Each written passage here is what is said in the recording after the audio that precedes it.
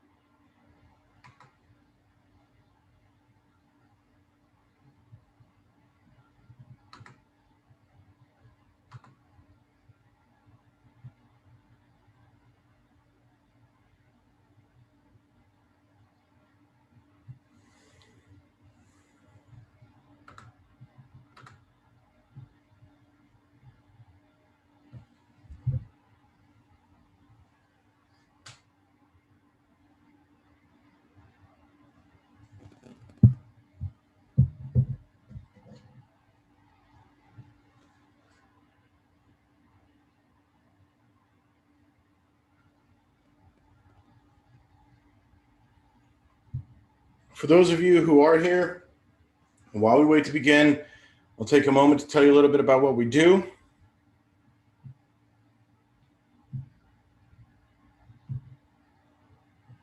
We are at American Heritage College in the business of enhancing who you are. We want people around us and in the environment to be the best they can be. In this particular course, these 2 hours, this professional mindset time frame of your week, of our week, our professional mindset goal is to prepare people who are underemployed. We want to get people who are looking for work better prepared to go get the job they want. And in these classes, that's exactly what we do. We talk about it, we discuss it, we collaborate on ways to make people around us or you the best you possible. Today's discussion is about the time hack, becoming the CEO of your own life. We'll talk about empowerment and change and a whole bunch of other stuff. So with that said, I'm going to wait another minute or so before I get started. I hope you're having a great day, and I look forward to seeing you.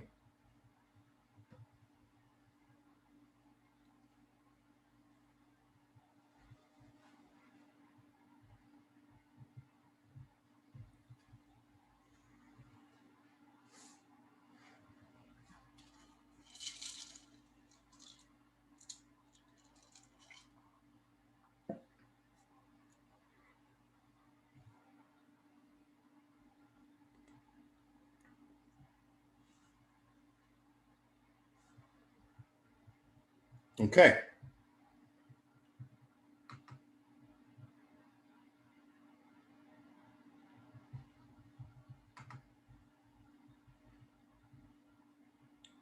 We are letting some people in. Welcome. Hello, Joel. Hello, Dr. Ferris. How are you, sir? I am doing well. Computer's doing a few updates, so I figured I would just join with the phone. Welcome. Thank you. Oh, yeah, look, I've got 2 of you now. Nice. There's Annette. All right. Hi, Annette. She's coming in now. Where's that robe at? That'll get her smiling. Is that the robe? Yep. Hi, Annette.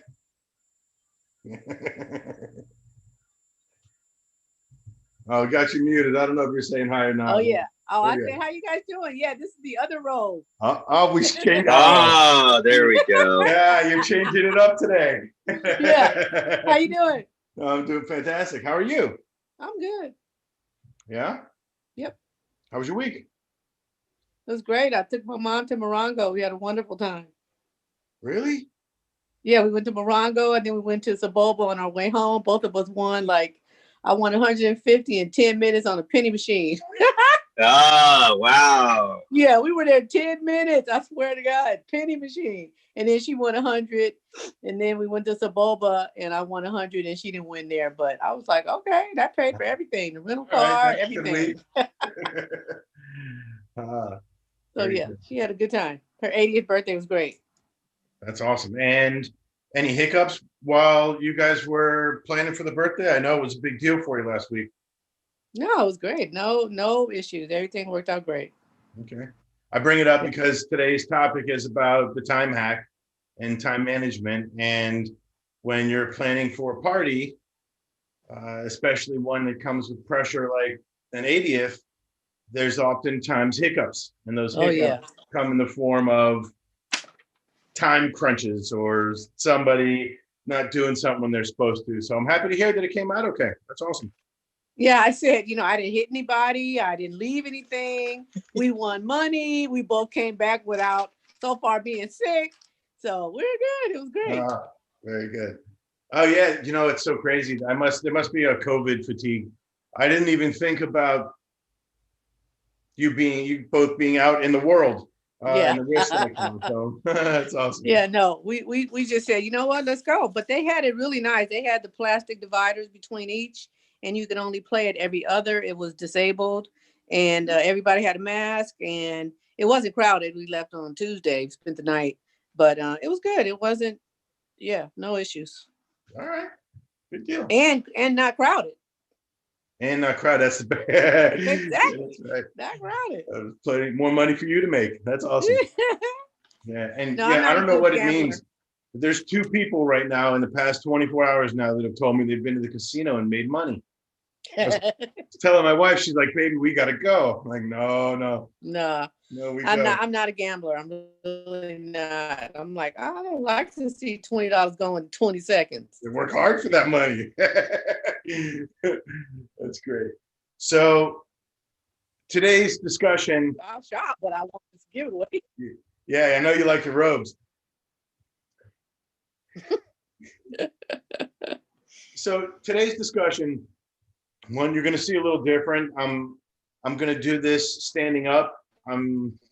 Feel more comfortable having a passionate discussion with someone when I'm standing. And as you know, the way I teach is very much like a discussion and conversation. And today's discussion is going to be about the word time.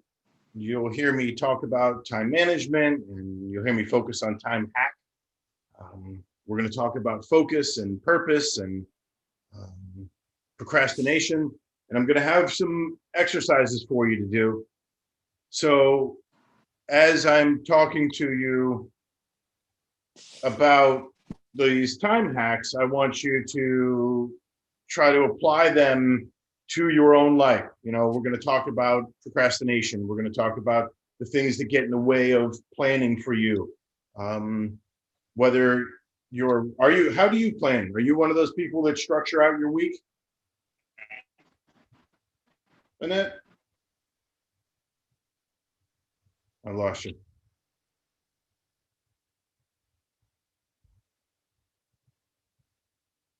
Oh, I keep hitting the mute button by mistake. No, I'm not one of those. No, I'm not one of those. I planned the trip with my mom at 1 in the morning.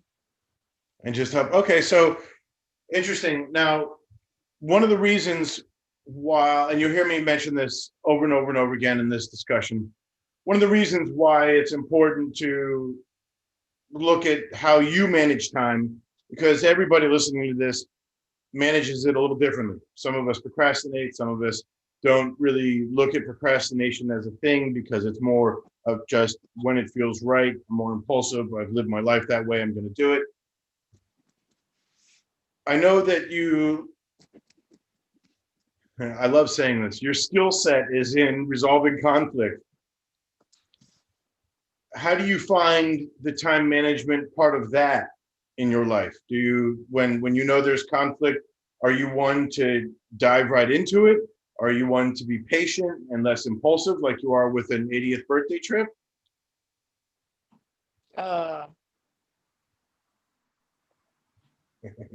It depends.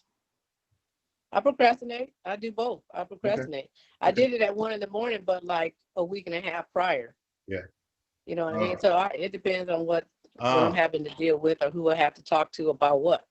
Okay. So in that discussion, then this isn't about procrastination. This is just about the perspective of time and late. For some people, 1 o'clock in the morning is late. For other people like you, it's time to get something done. That part of it I understand. So I'm not a structured person, and let's put it that way. I don't have to do. I'm smooth. I'll go with the flow. It depends, really. Yeah. What about you, Dr. Ferris? Well, I would say you, knowing me, know how I am. I have to agree with Annette. It depends on what the scenario is. When it comes to work-related items, I try to be very on top of things, right? And I try to be prepared as much as possible. It's interesting in my personal life, though, sometimes I try to allow for that impromptu, and because I think it adds a little bit of a quote unquote spice of life to it. But even then, there are times I do like to try to be prepared, especially if it's an upcoming trip, things like that, right?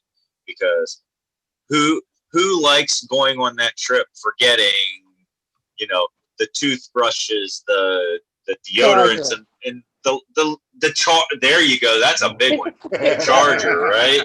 Yeah. I mean, because let's face it, you might get somewhere on a trip and you can't find that $5 charger. It's $20, right? I mean, Exactly. So I'm in complete agreement with you, Annette. Yeah, thanks for asking. That was great. Yeah, and it's funny. People don't realize, like, your deodorant's your deodorant. You need to have that's going to be a funny thing. My wife goes on these Ironman competitions, and I'm her Sherpa, which means I got to grab everything. And at first, it was like kind of funny, like, yeah, babe, I got all your stuff.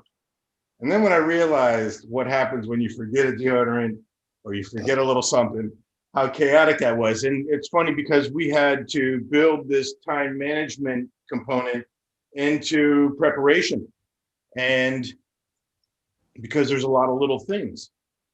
So based on what the three of us are talking about already, procrastination doesn't seem like it's one of the things that plagues our life.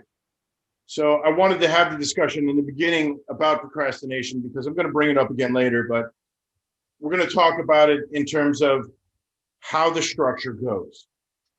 Are there distractions that get in the way? Has your ability to manage time over a period, maybe it's not the week, maybe it's not the day, maybe it's not a month. How about long-term goals? What about short-term goals? From an organizational perspective, you have to be able to manage time effectively, not just working from 8 o'clock in the morning to 4 o'clock in the afternoon, but what you do with that time. The goal of any leader, right? Like, you're looking to get into the workforce to manage. So you're going to want to get the most out of the people around you in the time that you have them.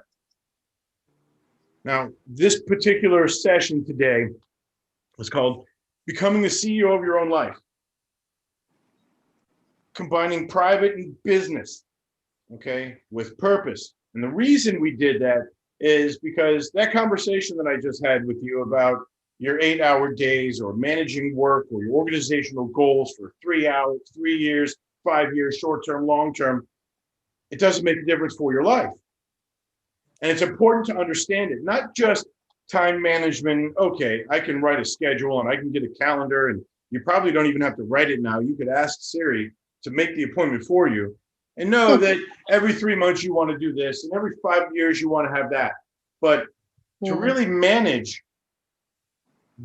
your time, to really get into making time useful for you, you really have to know how you use it. And in this discussion today, you'll see that I'm going to be going for a back and forth. I'm going to be asking questions. If you're not sure or if you're not there, you have to get up for a bathroom break. I get it.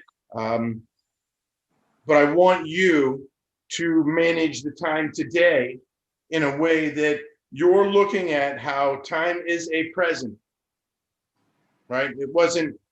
That's not something Joel made up. We didn't design that at American Heritage College and say, oh, time is the present. It's called that for a reason, because it's a gift. So when you value that and start to manage it as such, now all of a sudden there's a look at time as something to be grateful for, as a tool for gratitude. When you start to walk through your day, this is how I'm going to plan it. I'm not going to jam it up. I'm going to be nice and relaxed. I want to make sure I do this. It doesn't feel right. I don't have to do that. There's no judgment in the decisions you're making, when you make them, how you make them. And we're going to go over all that today. If at any point in this conversation, you feel like you have a question, as you know, you can raise your hand. You have an idea, you should raise your hand. So, are there any questions yet before we get rolling? Nope. Okay, so let's go with the hook first.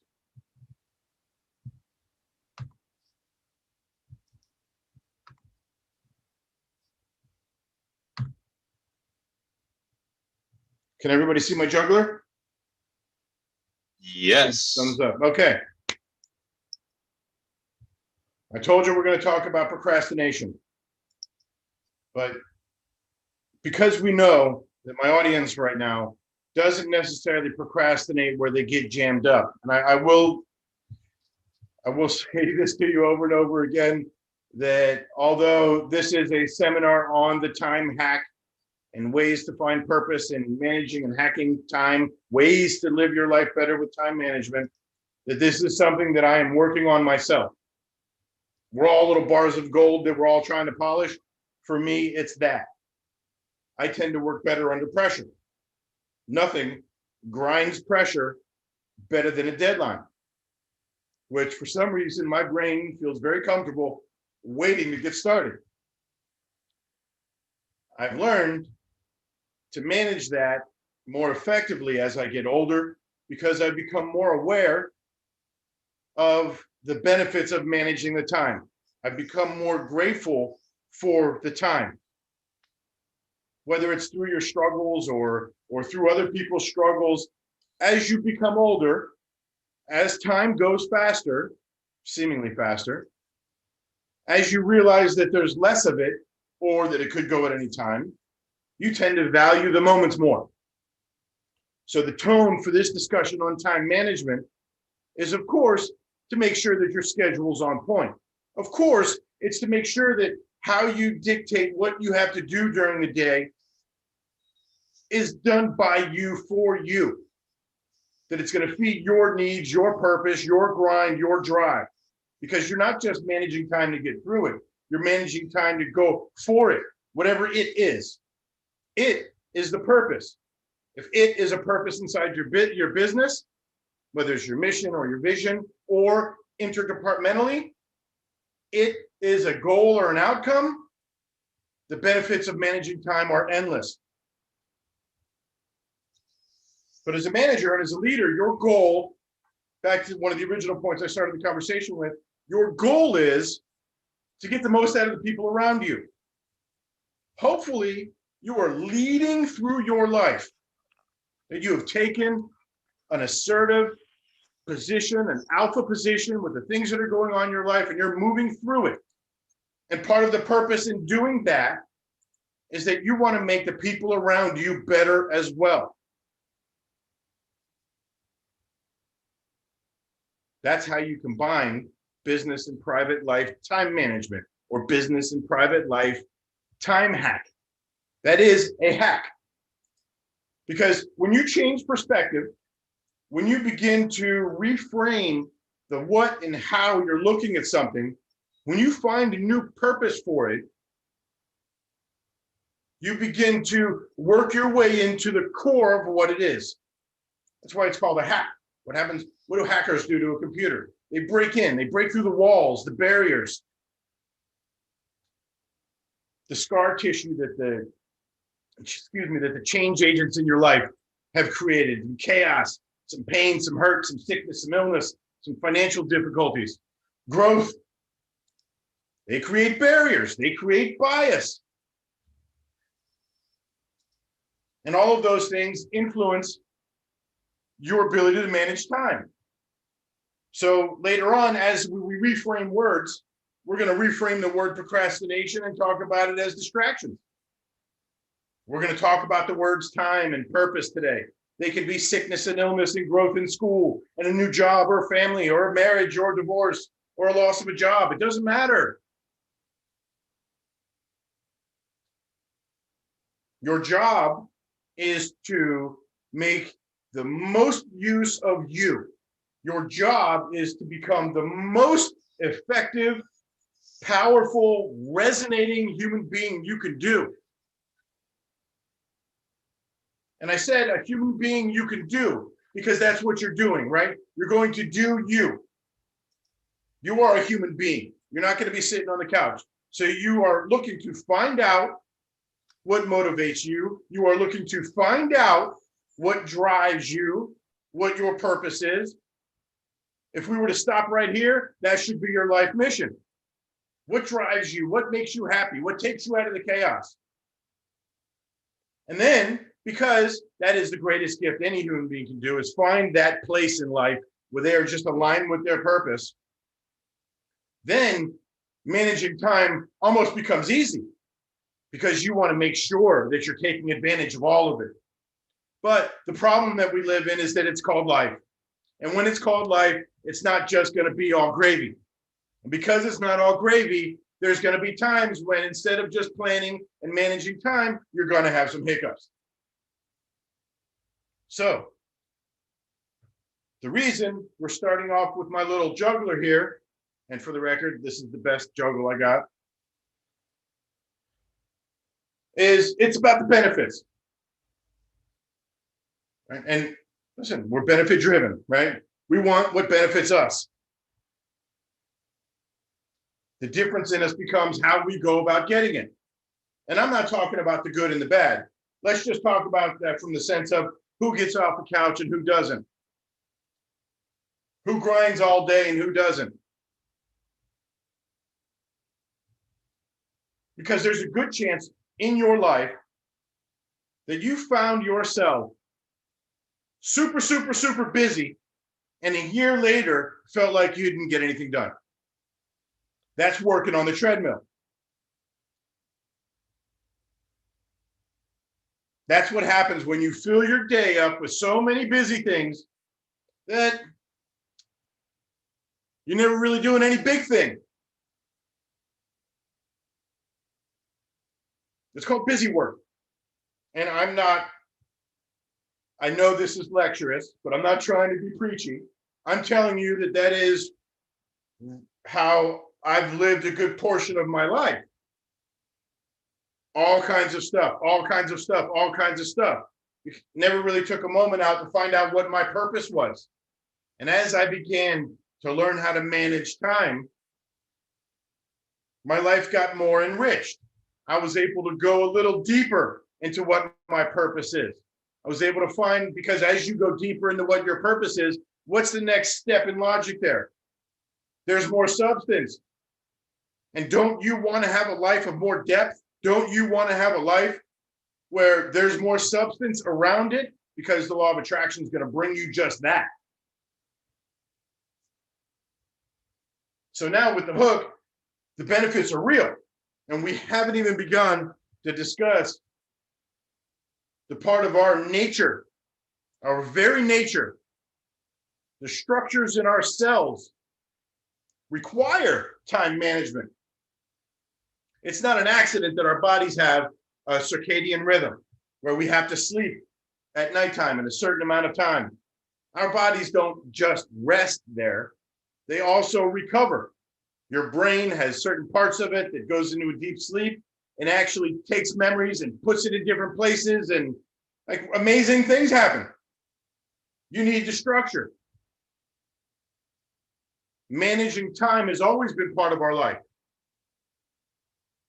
It's part of the human dynamic. So even though we can live a little bit impulsively, we can live a little bit free-spirited, we can find a place in our world where we don't really need a structure because we just do. We still have to manage time. I mean, just by a quick yes or no, has anybody in here ever calculated at about 10 o'clock at night, or maybe a little later for Annette, how much time, if you stay up for another episode, you'll get, how much sleep you'll get? Oh, if I just do this, I'm only going to get this amount of time. You guys Yes. experienced that before? You could probably just raise your hand. You don't have to come in. But I think the answer is yes. All of us have. And this is the amazing thing, right? Because the professional has, the one who's always looking to professionally develop, the one who's always looking to, has that professional mindset. They're always looking for growth. Oh, they're always grinding, right?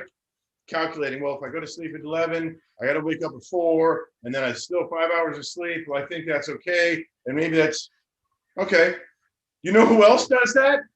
The person sitting on the couch playing video games, doing what would seem like nothing. And I would say video games like nothing. I have met YouTubers and gamers through the Make-A-Wish Foundation who are making millions. Okay, but I'm talking about. Oh, I was gonna age myself and call them a loafer. But the people sitting on the couch, lazy, not sure what their purpose is, not sure what they want to do, where they want to go, and they're just sitting chilling. They're still managing time. But the difference between people, the difference between you in here with me now, is that you've decided to not sit back and take life. You've decided to get up and go get it. That's a much easier thing to do when you're standing. I try to do this when I'm sitting down, I almost fall out of my chair. Which might have been kind of funny if hey, but anyways, so from the Bible to Buddhism to the yin and yang to our clocks. I'm not really sure where daylight savings time fits into this time management thing yet, but we have to manage time to be successful. The easy part is in your business. Or is it? Because while we will talk about branding every week, and we will talk about being a professional every week, because even if I don't say those two words, your ability to manage time in a professional, adult, and respectable manner is the professional mindset, because you're respectful of other people's time. So you show up on time. And to show up on time, what do you have to do? Manage the time before it. And a lot of mistakes people make are not managing the time before that well. We can call that hack number 427. Manage the time before your meetings so you can just shine when you're on stage. Because when you move, when you walk, when you speak, when you communicate, whether it's nonverbal cues or just regular you walking around, you are shining. What parts of you are shining? Well, that's up to you. If you're trying to run a business, or you're trying to get into a business, or you're trying to get a job, well, you should know that you should always be shining, because you never know when the job's coming. You never know who in your past is going to be the one responsible for the link to your future. And why is that important in a concept and a discussion about the paradigm of time management? Well, because if you were able to manage your time, what do you think is going to slow down? Your thought process. And when your thought process slows down, what do you think gets aligned? Your core values. your brain, your heart, your mouth, your eyes, your feel, your energy zone, your genius zone. Shout out to Kimberly Spencer, crown yourself, because that's her phrase. But you want to be able to put yourself in your genius zone. And you can't do that if there's chaos everywhere. How do you handle the chaos? You manage the time. Is there going to be a perfect plan in place and some chaos is going to jump into it? Yes. Not only yes, but likely. Not only likely, but as an adult, if you've been through enough things in your life, you've achieved some greatness in some places, you know that there is no way you're going to get to greatness without some tests. There is no way you're going to get greatness without some stress. That's the cost.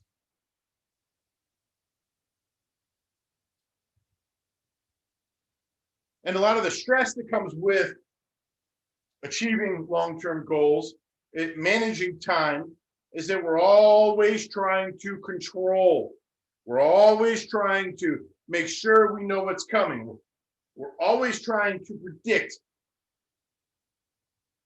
From a leadership standpoint, that's almost your position, right? You want to make the people the best they can be so that they can better predict what's coming in the future. Predict problems, predict growth, predict ideas, what people are going to need. We like to do that because it gives us some security. I wanted to settle in for a minute because the idea, the concept of managing time is everywhere in your life. And just to poke a little bit, I know we've kind of agreed that maybe you're not procrastinators, but there's likely little jobs and tasks that you pushed off and pushed off and pushed off. And it's very unlikely that you didn't really have the time. I love to have a conversation. I hear people say when I'm in a coaching atmosphere, oh, you know, I just didn't have the time.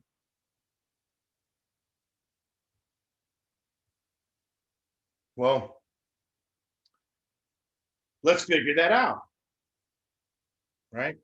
So, Annette, let me ask you. Let's see. I'll put you on the spot for a calculator, but think about these numbers, and both of you can put these numbers down, right? So we'll do a little equation. You'll write it down in front of you, and I'm going to ask you your number in a second. Ready? The math will be simple, but you might want a calculator anyways. So, how many days are there in a week? There's 7, right? 24 hours in a day. I believe the hour mark for that, I think it's 156 hours, maybe, if it's something. You're going to have to figure that out because I'm not doing the calculator side of you today. There's your hour frame for the week. Those are your available hours. And you can go in to figure that out by the month, by the week. Obviously, I mean, by the month, by the year, we could just go by 4 by 12. We don't need to right now. Now, both of you, the 3 of us, the hundreds of others listening, we all have different amounts of sleep. I'm not saying that any of us needs a certain amount, but in your head, figure out how many hours of sleep you get every night, or just on average. One night a week, is it 5? You multiply that number by 7. So if you're working 5 hours a week, or you're sleeping 5 hours a night, you get 35 hours of sleep a week. And put a little minus underneath your weekly total. Now, if you want, it's up to you. I want to split the next section up with work.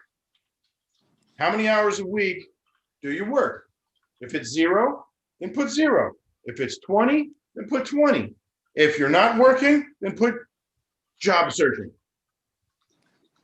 And then minus and put it underneath your equation. As you can see, we're building it. And then so we can speed it up, put how many hours a week do you exercise? Is it 1 hour, 5 days? Put 5 hours. And what about eating? Do you eat 3 times a week? I mean, 3 times a week, you'd be skinny. But do you eat 3 times a day? Do you prep your meals? Do you eat twice a day? Do you eat on the road? Because even if you eat on the road, there's time in there.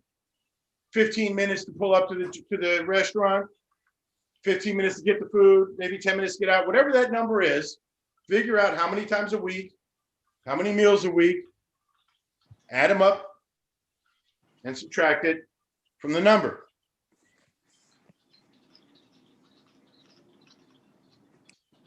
You can put school. You can put hygiene. You should. I don't know if you take an hour shower every day. You're my teenage son and have to put 40 hours a week. It seems like he's in a shower. For you, if you're quick, if you're half an hour every day, half an hour twice a day, listen, half an hour twice a day in the shower is an hour a day. That's 7 hours a week. Are you in the bathroom more? And be honest with yourself. Like, are you in the bathroom looking at stuff so long you can't feel your feet? You got to add that half hour, 45 minutes. Because this is about mapping out your week. Because there's a really good chance by the time we're done with this number that there's things you can change. You might have leftover hours. You might have a gap. You might have a space. So then the next logical question is, because it should be, because we are following a sense of logic here, right? You're not like managing time as part of our DNA. The hack is already in. So now that it's part of our DNA, you need to make sure that you are taking control of it. This example is an empowerment exercise about how you can identify where in your week is waste. Because if you took, or if you take, let's say 5 minutes off of your showers, let's say you shower half an hour in the morning, half an hour at night, that's an hour. You take 10 minutes off that every day, you give yourself an hour. Even if you do nothing with it, this isn't about taking an hour out and maximizing and revving you up and go. Because a lot of times the opposite is required. A lot of times, the most effective you is when you're just taking a step back.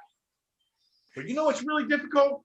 When you're not managing your time, it's very difficult to realize that, wait a minute, I can take a break. But I can just take a deep breath.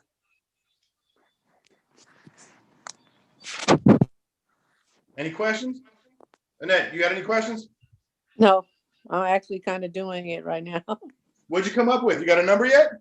Well, I have some add things I added to my number. So I did it by the 24 hours. My Okay. Fitbit, I get 5 to 6 hours a day. Practically, pretty much. Every now and then I sleep 8 hours, maybe 9, but Okay. depends. But typically it's 6 hours. Okay. So that leaves me with 18. So 2 hours I exercise. Mm-hmm. 3 hours well, maybe that's a little lot, but I'm gonna say 1 hour, maybe. This is by 24-hour period for job searching. And an hour cleaning. Now I'm at 12, I think. I garden for like an hour. 1 hour a week or 1 hour a day? 1 hour a day. Okay. About, yeah. So that's 11. And I'm on the phone a lot. So What do I you don't do know when what you're I on the call phone? that. Chatting with my family, my sister in Hawaii, my parents, my friends. Okay, no, but I mean like, what are you? So for me, I have a hard time sitting still. Do you do tasks and stuff while you're talking to them, or can you sit down and Yeah, just I do. focus on them? Yeah, I do sometimes. Okay. Now Okay. that I can't find my what do you call it? My earpiece, I have to hold the phone, so that's not Oh, too easy. I can't find it, and I don't know refuse to how buy we another lived. one. I don't know how we did it without iPhones and technology. Can you imagine? Like we were kids, we held the phone till we fell asleep. Yeah, no. Like my hand would be cramping right now. Like I would. Oh, So- so I think I'm at like 10 hours. So I Every got to day. figure out what I do with that 10 hours. Well, you just told us, right? Or Yeah, you use up 14 hours. Okay, so you added up all your hours Yeah, for one day. yeah. Okay, and And I how many hours subtracted was everything that? that I did. So I got 24, 6 hours of sleep, leaves me with 18. And then 2 hours of exercise, 3 hours of, what did I say? Job search, but I broke that down to like maybe an hour. So you use up the whole 24-hour clock. No, I still have 10 hours that I need to account for. Ah, But that's something that I'm gonna do like in the next couple days so I could have my own accurate answer on how am my time management. You know what I mean? So Yeah, I this want to is- know. this would be great for you because when you look at the 10 hours, you can figure out really where you want to put them, right? Because Yeah. you have an opportunity there to do something with it. Do you add to what you're doing? I mean, an extra Yeah. 15 or 20 minutes of what's already happening can Yeah, change your life, yeah, or an extra hour of something. Like you could do 10 new things for an hour. And granted, this is, I come from the coaching mindset. So I also come from the everybody needs to and wants to just get better place also. You could spend an hour of that time just trying to figure out what. But whatever it is, when you're looking at those 10 hours, and I'm going to ask you next week, you want to make sure that along with those 10 hours, that you're also looking at the other hours to see if what's going on there is getting you to be the best you. Now, listen, like we have some stuff in our life. I don't want to say I like to dumb things down for me sometimes. If I've had a long week in school, or if I've had a lot of where my brain's really just stimulated, and I can't work out, or it's raining, or I've already worked out, sometimes I need to just gear things down. Maybe you need that too. But while we're listening, and I say we're listening because I learned from you as well, but while we're listening to this discussion over the next few minutes, that should be where you're putting these things. And in addition to that, you want to think about the why. I know it's already under your skin a little bit because you're like, I want to know, hold up, man, I got 10 hours. What? I got 10 hours? I mean, literally, it's like a whole day out of your week that you've just found. And that's why we call it a hack. And that's not, listen, this little technique is not just for us now. It's also for you in your business and your friends and your life and your marketing, everything. Yeah. So Dr. Ferris, were you able to come up with the number? Unfortunately, no, I didn't, because I don't sleep because I'm constantly working. Yeah. Mm. I get it. No, just kidding. Just kidding. No. It's so funny we're talking about this topic because, outside of American Heritage College, I also teach a course, and we go over this with another institution. And I've often questioned myself as to, I asked the students to do this 24-hour, 7-day-a-week Excel worksheet that's discussing exactly this topic. And yet I've never taken the time to do it myself. And it's funny we're talking about this because you're right. Joel, you mentioned earlier, sometimes there are those times you guys have to excuse me. Oh, good, my video's off because I'm doing my whole pacing right now because my phone's dying. So Now I can see you. yeah, you see me? Yeah. So Yes, I we can't see sit still. Annette, when I get it, I think I shared it one other time. When I get to talking and teaching, I can't sit still. So Can't do it. Yeah. no, it's very, very interesting because we all will say exactly what Joel, you said earlier. I don't have enough time in my day. when that's bull. That's bull, right? Like, I'm a guy that likes to, if I'm being honest, at night before I go to bed, I like to wind down and watch the boob tube, right? I like to look at my phone. I literally have had to find and make time for that now with everything we have going on with the college, right? So here's the question. I have found and made time for that. If I can find and make time for that, I can find and make time for the things that are very important, right? You know, but, and Joel, you can appreciate this with some of the things you have going on outside of AHC right now. Like today, I had my mindset that I was going to get all of this work done. And you know what I've been dealing with for the last couple hours? New Microsoft Office download. Oh. Boom, boom, boom, boom. I guess where I'm going with that is we have to, I think, Joel, and maybe this is a little off topic, but not only do we have to put in that time for knowing what we need to get done, but also the what ifs occurring in there, right? Because I think one things I have found for students over the years is they'll put all of these things on that timesheet I was talking about earlier, right? That I'm going to get this done all this day. Then I'm going to have that next day to do nothing. Guess what? Murphy's going to kick your butt. That's right. Right? Or karma. One of the two of them is going to decide to come in and, That's right. hello, I'm here. Yep. So I think you have to allow for all of that. So anyway, I think I got off your topic because I really didn't have a good answer for it. I don't really like timesheets. I don't really like to put myself under that kind of pressure. I know what I have to do. I know what I want. You know what? There you go. That's a good one, Joel. Go ahead. Go ahead with that because that's a good one. Yes. So, you know who's never procrastinating? Someone who never has any deadlines. Right. Yeah.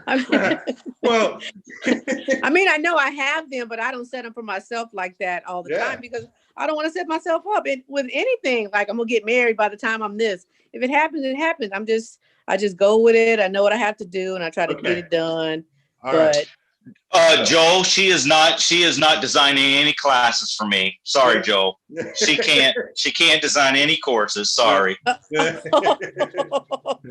what does that mean? No, because he's not good like that. He likes to know. I need timelines. Oh, you need time? Okay.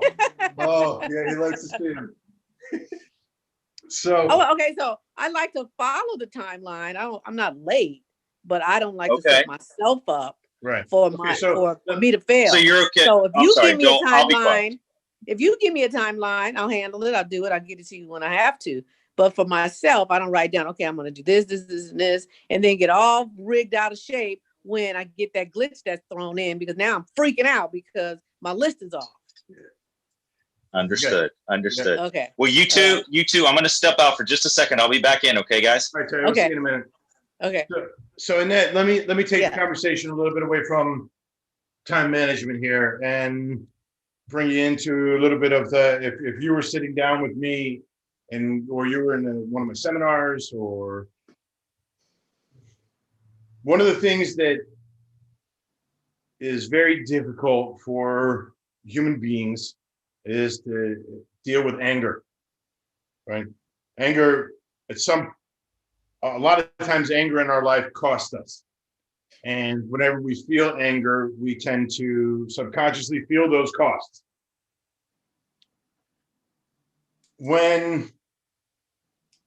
And I want you to understand that this is a difficult balance for me because this is a conversation that I also have with myself, that I struggle with this myself. Because oftentimes we need the structure. We need someone to give us that framework so we can follow the times, because our personalities are such that I'm not going to let you down. You gave me the time. I told you I was going to do it, and that's going to drive me to getting it the best done. But you need the time. And the reason that we don't often people don't often feel very comfortable setting up those timelines. And I bring this up on the back of, you said you don't want to not achieve them because then you're going to freak out. That in that world of I'm going to freak out when I don't achieve them is a mixture of disappointment that seeds anger that comes from expectations we set. That's right.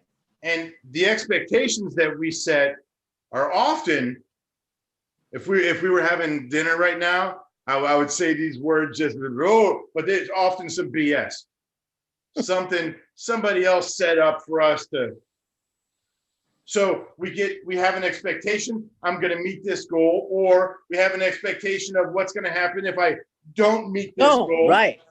Either way, you're setting yourself up for disappointment. And this is a habit that our brain goes into. Yeah. Well, you're going to say something there? Go ahead. Yeah, I said if you don't do it, yeah, you have to think about, okay, if I don't do it, sometimes I know I have to do it. I'll procrastinate to do it, but I do it and get it done. So it depends on what it is and all that. Sometimes I work at it with a good pace, so I'm not bombarded with it all at one time. So I'll work on it this day, and if I got till Friday, then I'll work a little bit on more, and then a little more, and then finish it. And that way, my mind can marinate it all and all that stuff. Right. So See, it depends. We need the time management. Yeah. Like we need the structure. I just went through this with school myself. I didn't have to wait till Wednesday to do my work. Mm-hmm. I really didn't have to. It's on. I have to write a paper on leadership. And if you haven't figured out at this point, I love me some leadership. And with technology now, I don't even have to type it. I could just hit the microphone button and stand here and it talks and types all my work. Right. And I knew it was due this week on Thursday. I knew it. I mean, like I last week, I knew it was coming and I waited. And then when I came home Wednesday night, I walked through the garage, I felt water on my head. Not supposed to be water in my head. I had a big leak. Well, of course, now I can't work on my paper. Now I've got to deal with the leak. And then when I come time to really push up against the deadline, I'm jammed up with stress and anxiety. And it's like my hair's on fire. And I don't have a lot of that left. Yeah, that happens. You set yourself up on that. It's like if I would have just done it sooner, I wouldn't have a problem. Right. Yeah, I know. Yeah, that's true. The week before, I had a big paper. I ended up getting an A on it. And it, at the doctorate level, it's still like you put your time into something, you want to get a good grade. But like you, I started that at the beginning of the week. Took a piece. So I could just write in my zone. The same thing with what I'm doing now. If I jammed my morning up with all kinds of stuff, by the time I got here, I'm going to be in front of you like this. So, and this is my performance. This is my gym. So the point is that even in the best of circumstances, even when we know what's up, we still have challenges. There's still going to be hiccups. Because if you want something great, the hiccups are where the cost is. Right? Like I get to enjoy the A, but I lost the benefit of enjoying the journey to it because I jammed up my discussion board responses. And I didn't have to. When I look at what I was doing on Monday, I had the time, but I still had a little bit of Sunday left. Not that I was like hungover, I don't drink, but it was Monday and it was raining and I was like, oh, you know what? There goes an hour. There goes a half hour. The wife's home. My kids are home. Do school on Wednesday. And then I'm so stressed out about not getting it done because the one thing that will drive me further than anything is that I won't disappoint myself. And I'm taking the gift that I was given in time and kicking it down the street.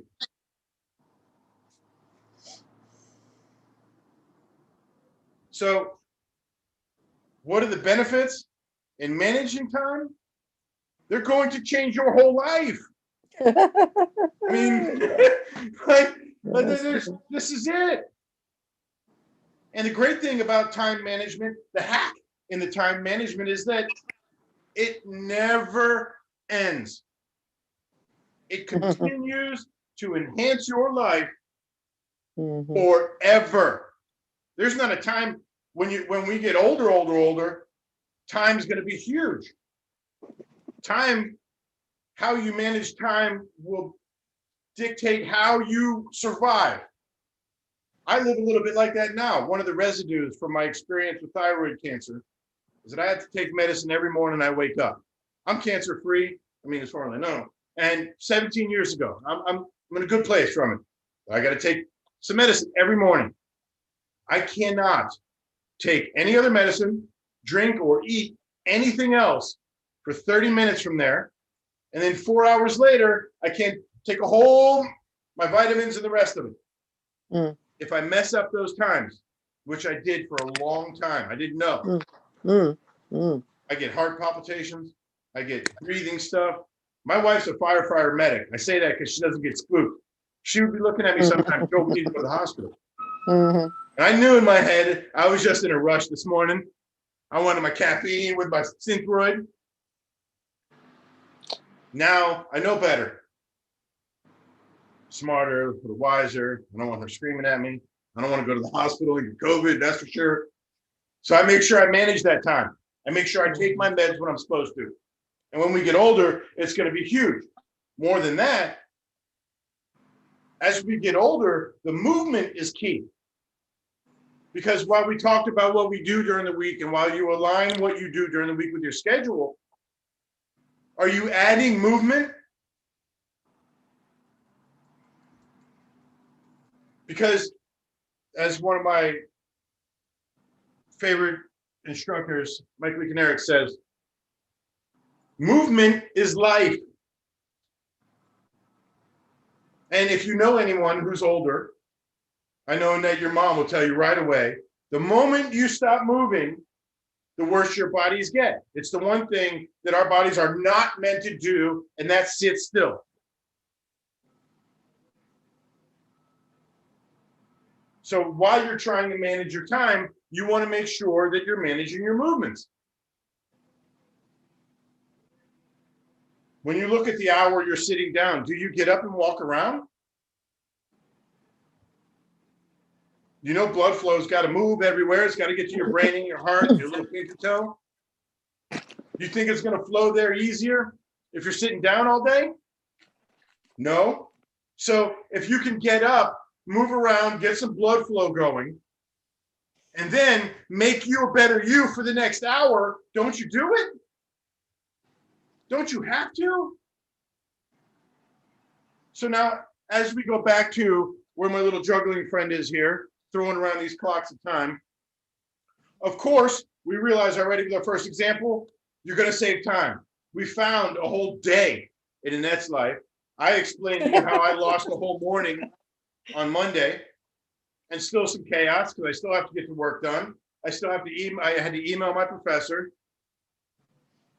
who loved that I had a sense of humor and had no problems giving me another day to submit one more paper. But it didn't matter because it's on me. I feel the disappointment. I feel, oh man, I didn't get that expectation. And sure enough, because I was disappointed in not managing my time right, I was angry. And it cost me an hour or two of sleep because I was up looking at the clock before the alarm went off. And then first thing in the morning, I'm in my office. Instead of enjoying the morning, it's nice out, it's going to be rainy all day. Not that I really want to be downstairs with holes in the ceiling, just saying. But instead of taking a moment, instead of owning my day where I'm getting it started the way I want to, I'm in here doing my paper. Listen, it's not the end of the world. I'm not saying it like, oh my God, I had to do my paper. Like, I'm grateful. I'm in an office. I got a view. I'm chilling. I'm working towards my doctorate. The point is that I could have woke up slow this morning. I could have enjoyed some more rest. I would have watched my alarm go off anyways. Because when I know I'm doing what I'm doing right now, I don't stop thinking about it. But I love what I'm doing now more than I do. I had to send that email. I had to ask for help. That's a whole nother podcast. That's a whole nother video, a whole nother 2 hours. We could talk for years about how not asking for help probably cost us at some point in our life. Mhm. This is about the management of our life. This is about the management of our business, the management of our relationships. Because if you don't think the relationships in your life are about managing time, then hello, time for another aha moment. Because it's all time. The reason you marry the person or decide you want to spend a life with the person that you want to is because of time. You found someone you can spend time with. The trick is that in 10 or 15 years, you're going to be different people. Do you still want to share time with each other? Again, another show. But for now, what about the relationships inside your office? What about your teammates and your coworkers? If your bosses, if your leaders, if your managers aren't taking time management into the relationship building process inside your organization, if you're not thinking about starting a business where you're building relationships, you're making a mistake. Because all relationships are built on time. We feel time devoted. Some relationships don't need a lot of time. We all have friends that you haven't spoken to in years and years and years and years and years, and you pick up the phone and talk to them, and it's just like you spoke to them yesterday. Annette, earlier, you said you talk to family and friends a good part of your week. Oh, yeah. Because that block of time is how you manage the relationship. That's where you get the value in spending the time with people. True. For employees, you have to figure it out. You can't not have them spend time together, not worry about building relationships together, because they're in the same building for at least 40 hours a week. More so than they're with their family. Inside my classroom, same thing. I spend 4 or 5 hours a night with my group. 4 nights a week. We are a family. We spend time with each other like a family. I work my classroom as building relationships because that's what we're doing everywhere. What's the key to networking? Persistence. Because you got to call, you got to demonstrate value. How do you demonstrate value in relationships? Through devotion of time. And one of the reasons people say I can't start a business right now is because I don't have the time. I can't go to school because I don't have the time. I can't do because I don't have time. Maybe, but probably unlikely. And you see how I'm bouncing from the business world and running your business. It doesn't matter what industry or what sector. It doesn't matter. Relationships, communication, time building. Time building, you like that? Time management, the time hack, team building, cohesion, relationships. How is that different than your life? And what, you're going to start a business? I give you $100,000 right now to go start a business. Not that I have that kind of money, but I give you that kind of cash or whatever you need to start your business. You're going to do it and bring people around you that you don't want to spend time with. Because as a manager, as a CEO of a company, you want the most developed and trained and capable people working around you. And as the private citizen, as the you and I in this dance, you want the same thing too. Now back to our discussion about expectations. This is where things get tricky. Because some people expect a little more in a relationship. Others don't. Others are cool with not talking too much. Some aren't. Some employees don't mind being in the back of the office just working on accounting stuff. They don't want to hear the people, deal with the people. You still need to be inclusive, but you need to identify they don't need to be in the chaos of all people. You have to figure that out yourself too. How are you managing the time in your own head?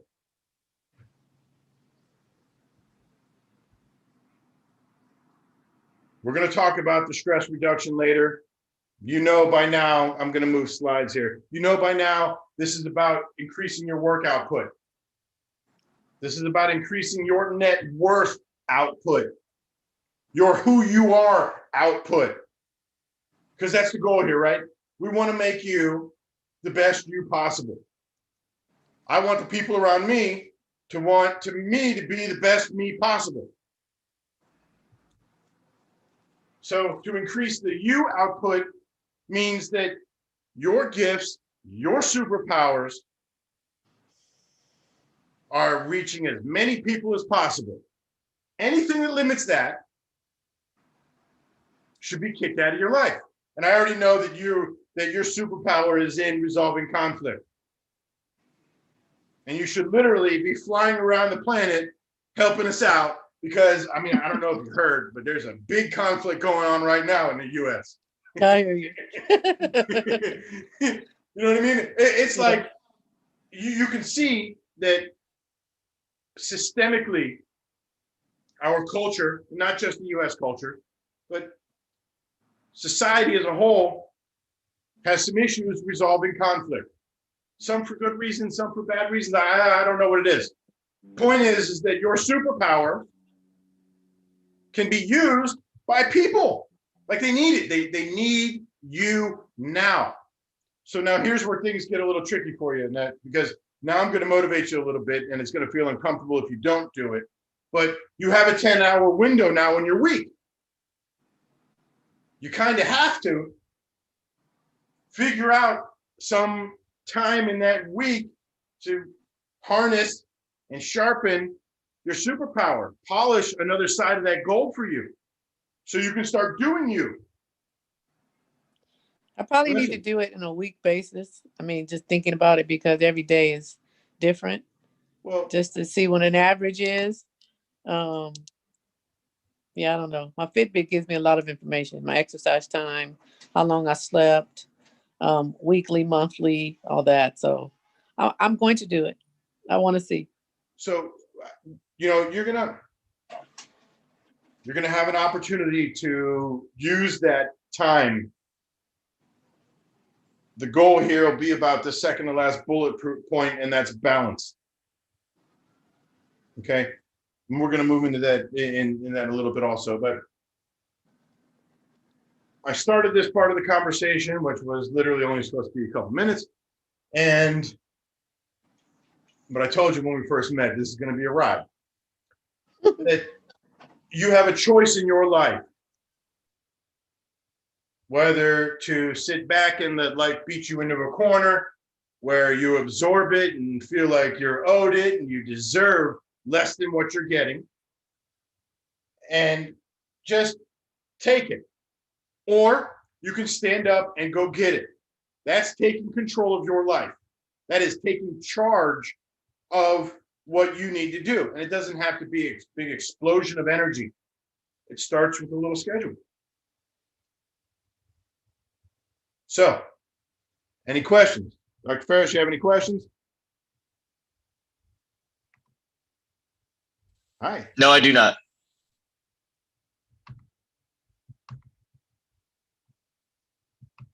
Annette, are you good with spreadsheets?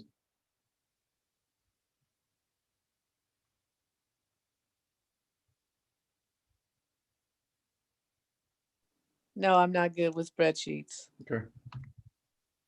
My secretaries used to do them.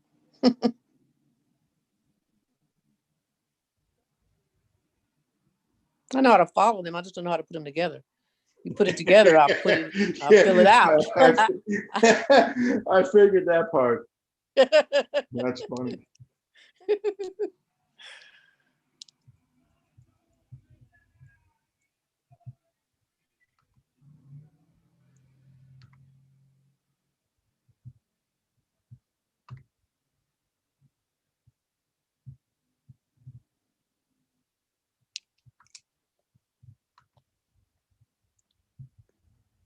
How's that looking? You guys see my screen?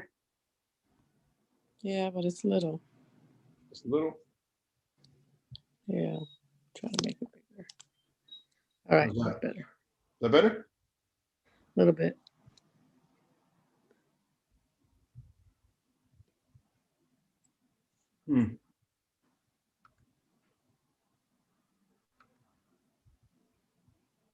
How's that? Yeah, Too big? better. Yeah, that's not too big. That's okay. That's better. Okay. Woo! It's big on my screen. It's big, but it's okay. Okay. So I'm gonna shorten it a little bit just so we can. There we go. Mhm. All right.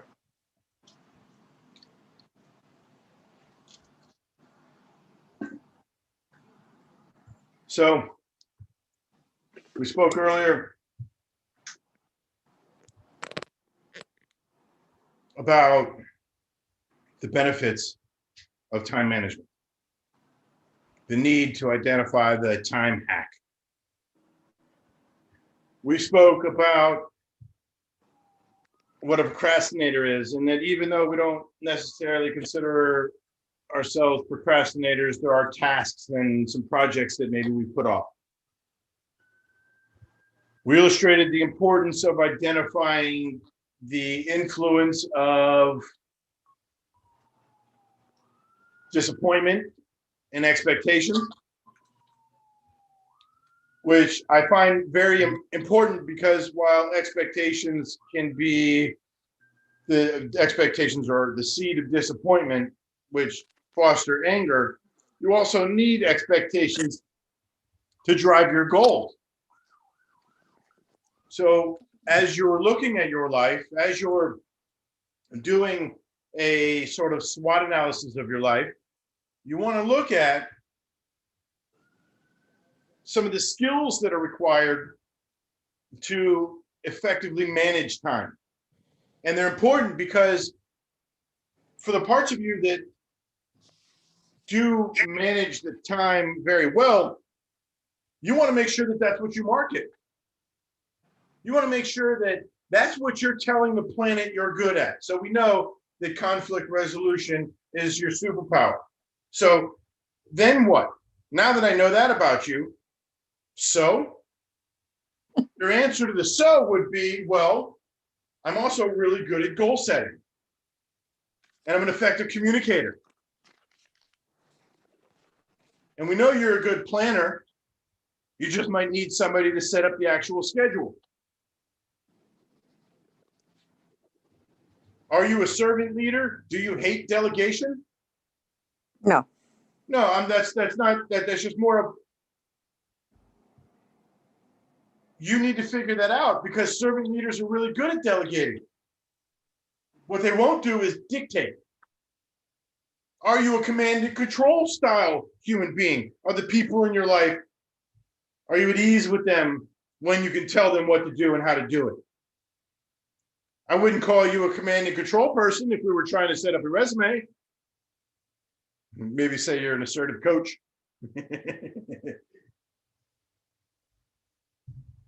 Okay, how are you with stress management? These are the skills. Okay, yeah, actually, I was going to ask Was that. that a question or was that just a? Yeah. Well, Yeah. even if it wasn't going to be, it got something. So. No, I was wondering that you mean to avoid stress for myself, or do I add stress to other people? Like you said, dictatorship, like do I treat people mean or, you know what I mean? Or Okay, so- rough because I'm the boss? So a couple things there. Now, when it comes to conflict resolution, sometimes you just have to dictate. But the way you communicate turns dictation into delegation. Right? You're getting people to realize they have a learning goal. experience. Right. And when somebody has a goal, you can delegate tasks to them to realize the goal.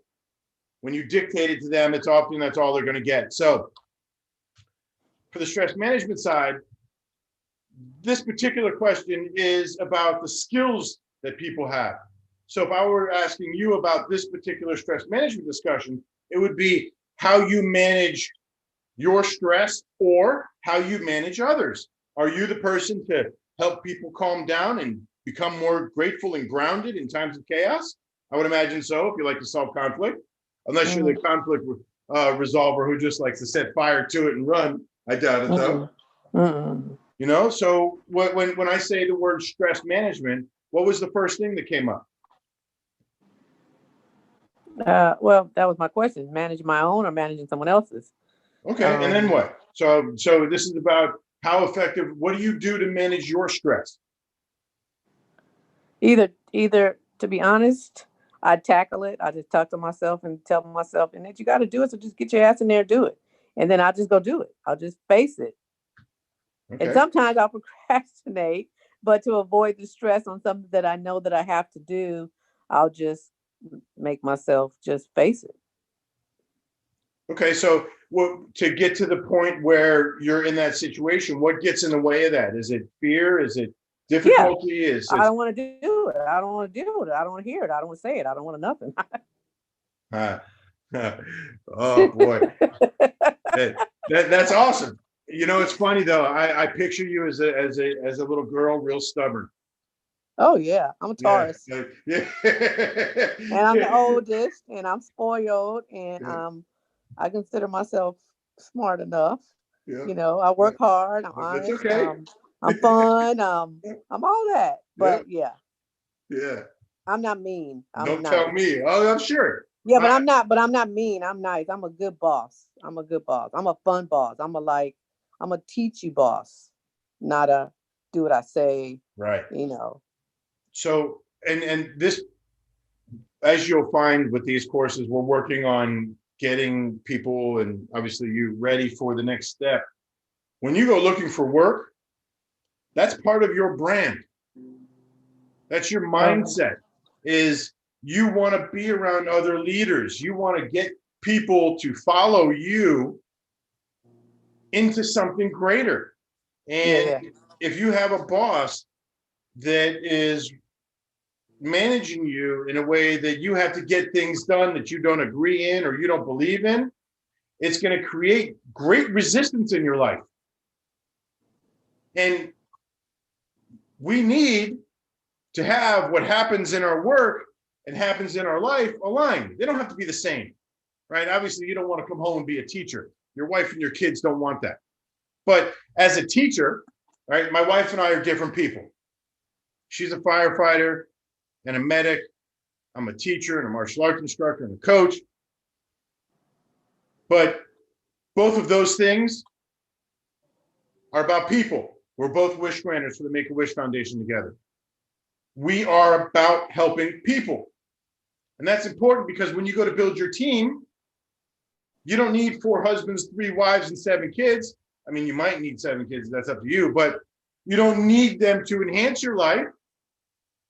And I'm sure 4 wives and 3 husbands not going to enhance your life. But point is, you don't need 4 managers and 3 accountants when you could use a marketing person and a social media person and a manager and a leadership person and a logistics person. You want to make sure that what's going on in your life has the people that fit it. You wouldn't create a business and hire people if you don't need them. You would look at that as a waste of money or a waste of resources, because you're going to hire people, you bring people into your life that are supposed to enhance it. When I'm coaching in a relationship with people, and you always hear at the beginning, everybody's super happy. Oh, it's the best. That's why I found him. Oh, I found her. Joel, you won't believe it. This is the one for me. Okay. All right. Now, chemically, at the beginning, it's all evolution. The relationship, the chemicals produced come from the back of your head. Then after about 90 to 100 some days, it moves to the front of your head where you start to think about it. That's often when in relationships at 4 or 5 months, people are like, hold up, you're who? You do what? So I use the same concept that I do when I'm trying to teach an organization or I'm doing some consulting with their selection and recruitment process. That interview process, that 90-day probation, same thing in relationships. Because you got to find out the who's around you. You need to know.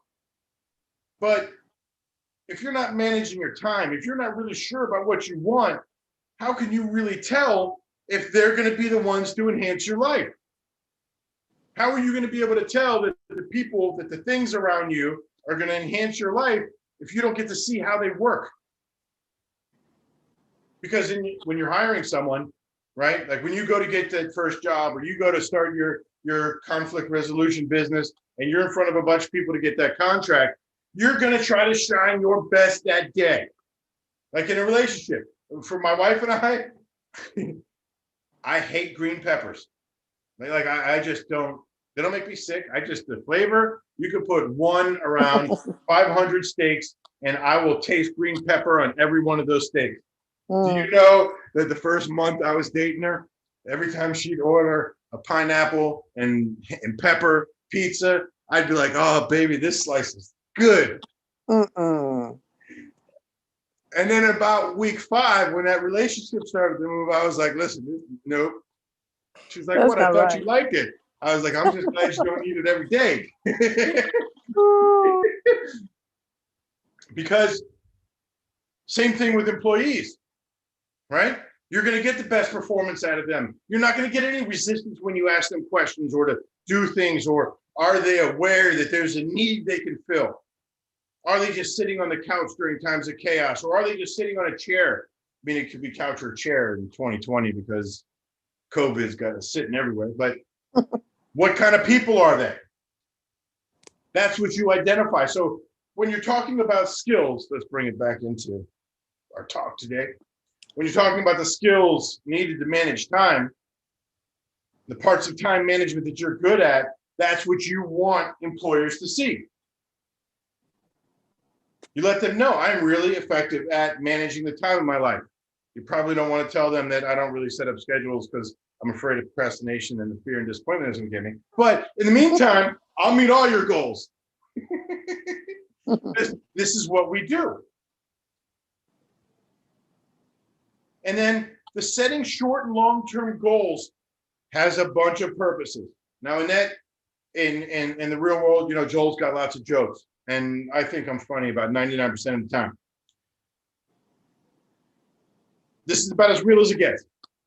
Setting short and long-term goals as a skill set becomes your skill set.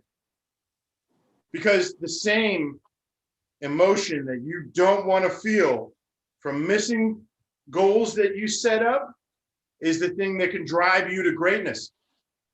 So you set little goals. You can set short-term goals of stuff you already do. What were you going to say? Yeah, that's what I do. I set little goals. And then I give myself a reward. Like when I was working and if I needed to go in on a Saturday, I would tell myself, if you go in for 2 hours in that, you can go to Marshall's when you leave. And that's what I would that's what I would do. I was psyching myself out and I would do it. Okay, then I go work and I might stay longer and then I go to Marshall's. And I was like, okay. All right. So yeah. So in addition now to your skill set, you get to put on there that you're a master at creating reward and recognition programs. Okay. Because they're designed to motivate people, right? And you put it in your life to get you through something that you didn't want to do. Yep. Right? Yeah. So there's nothing wrong with that, right? Yep. But it's important to identify. That's what we're doing here. Like the things that I'm saying, this new look at time management called a life hack is not, I'm not reinventing the wheel here. I'm just giving it to you in a little bit of Joel speed. So yeah, because those items I would never think to put or say in a interview or trying to sell myself that, I'm good at this or that or whatever.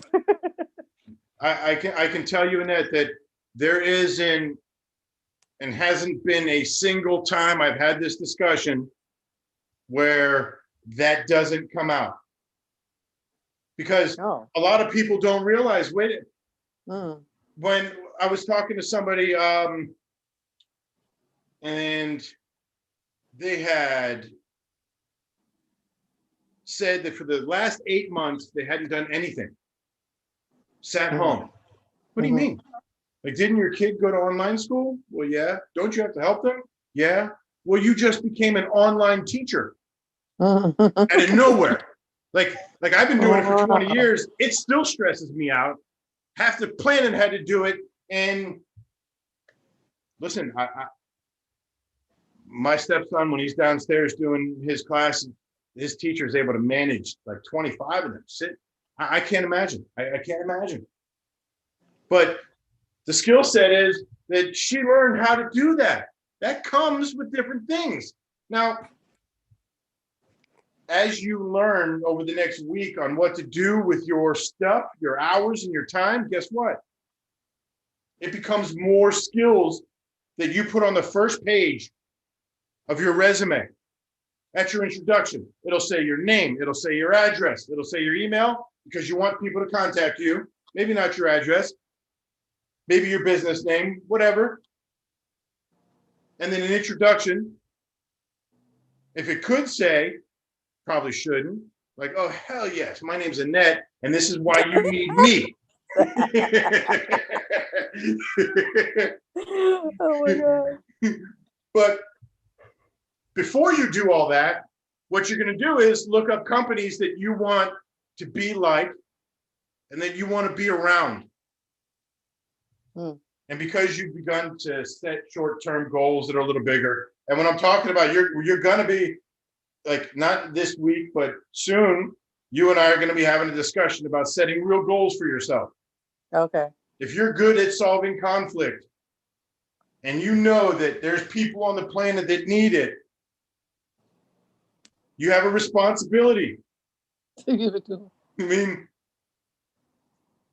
so you need to figure out if that's a path for you.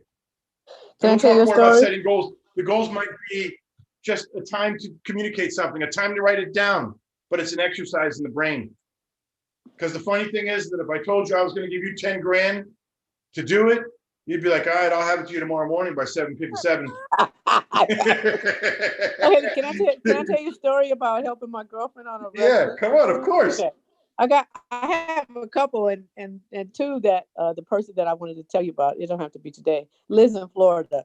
But anyway, so my girlfriend lives with her boyfriend and they live next door to this family that always has issues, I guess. 3 young boys, or whatever ages, and they water her grass and take out her trash and do all that kind of stuff. But then they knock on her door at 8 in the morning, 9 at night for some chips or some cookies or something. So evidently it's been going on for a long time. So recently I've heard the doorbell ring and I was like, who's that? And she was like, oh, that's Charlie, whatever his name is. So this morning it happened again. And I said, it's 9 o'clock. And I said, so before I had told her, I said, well, stop using him. Stop using him. And then you don't have to deal with this. And so she said, yeah, but he's really helpful sometimes. And I said, okay, well, then you're going to have to deal with this crap as long as you use him. So today, knowing that she don't want to get rid of the guys because they help, I said, okay, you know what? You need to tell him that he needs to follow the rules or you're going to get somebody else. He can't knock before 10 o'clock and he can't come after 8 o'clock at night. And if he does, you're going to get somebody else. So she texted me and she said, Annette, I can't believe it. You did it again. She said, and I said, and then give him a bag of chips and say it nicely. And so she said, I did exactly what you said. And she said, and it was good. So I'm resolving conflict. Yes, and don't be mean. You don't have for to a be bag mean. of chips. Yeah, and give him a bag of chips and say, okay, now go. Don't do it again. And be real. If he does it again, then do it. Get somebody else. Yeah. A For lot a of little while. times Because if you don't, it's just Go a ahead. reframe. People need to realize, hey, and then if that like that's your power. Because while you said you don't want to dictate things to people, you told her what she needs to do. Yeah, I did. You know, because you knew, and because you didn't want the noise either, but you knew that she could do it. You weren't asking her to do something that you wouldn't have done yourself. Right. Right. You know, so sometimes when you dictate slash delegate, it can really help someone. Sometimes people need the command and control. Yep. But it's the how you do it. My son is a liver transplant recipient. Like he's a walking miracle. He's unbelievable. But if you tell me I have to donate my organs, I got a problem. I have to? Oh. Mm. But if you come tell me that, listen, Joel, you can save 8 lives and impact 250, well, bring it. Right. Right? When you express to her, wait, just give him some chips. It changed the whole dynamic for 50 cents. Right. That's the scary thing about conflict is most conflict can be solved with a little 50-cent piece. That's right. Maybe that should be your phrase for your business card. We'll just call you, it'll be your business be the 50-cent piece, or just put that on there. What's that from? Well, no, I don't want nothing relating to 50 cents. Oh, yeah, fair enough. Fair enough. Old Fitty. Okay. Old Fitty. Okay. Fair enough. Maybe. Okay, so what is it when so I have this too, and I don't know where it comes from. So my girlfriend that lives in Florida, tell me to shut up if you don't want to hear my story. No, shut up. I'm stopping share. I don't want to hear it. Let's go. Come on. Okay. So when she's married, I've been knowing her and her kids for a really long time, and all her kids are grown now. So the son, the oldest, met a girl, and she was all excited. She's like, "Oh, I really like her. I really like her." She came in and she was cooking dinner and she was folding clothes. I said, "Watch out for her." I said, "Watch her." I said, what girlfriend comes in and starts cooking?" I said, "Watch out for her." So time goes on. Within a year, she's gotten pregnant. She's moved in with the guy. Within another year, they're not talking. They're separated, and now her family and their family don't even talk anymore. And I was like, I told you, she was just a setup. But you were so involved with oh, she's nice, she's sweet, she's coming and cooking in my house. No, she's not. Okay, so then that's one. Okay, so you mentioned that you was eating the bell peppers in the relationship, all of that. Your wifey, yeah. So she tells me they've been married for like 35, 40 years. I've been knowing them when their kid was 3 and their daughter is 30.